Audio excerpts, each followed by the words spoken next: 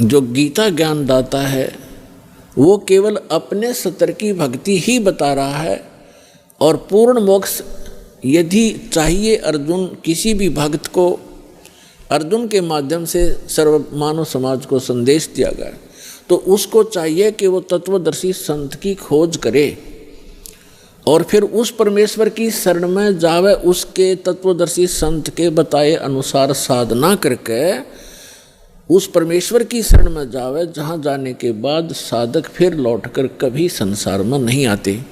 और गीता ज्ञानदाता अपनी सतीथि बताता है, अपना सामर्थ्य बताता है कि अर्जुन तेरे और मेरे बहुत जन्म हो चुके हैं, तू नहीं जानता मैं जानता हूँ।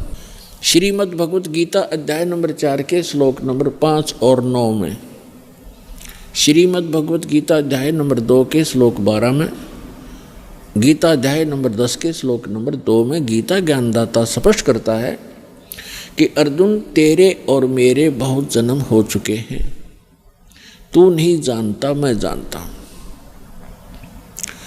और अपनी साधना बताते हैं गीता अध्याय नंबर 8 के श्लोक नंबर 13 में, ओम इति एकाक्षरम ब्रह्म व्यवहारन माम अनुसमरन ये प्रयाति तजन देहम स याति परमाम गति। गीता ज्ञानदाता ये ब्रह्म है, श्री कृष्ण जी के अंदर प्रवेश करके बोलता है, ये ऐसे ही छल करता है।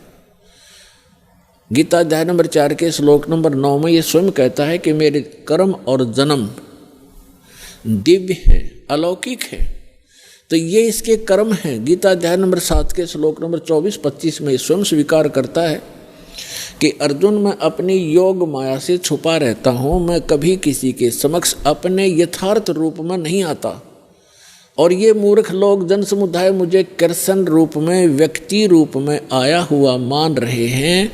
मैं कृष्ण नहीं हूँ।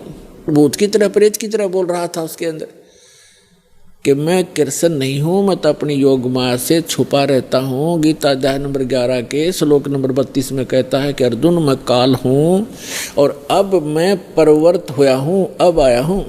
श्री कृष्ण जी तो पहले विद्यमान थे, उन्होंने पहले कभी अपने आप को काल नहीं कहा, और उसके बाद फिर कभी अपने जीवन में अपने आप को काल नहीं कहा। ये काल है, इसको ब्रह्म भी कहते हैं, सर्वपुरुष भी कहते हैं, सर्वब्रह्म भी कहते हैं, ज्योत स्वरूपी निरंजन भी इसी को कहते हैं।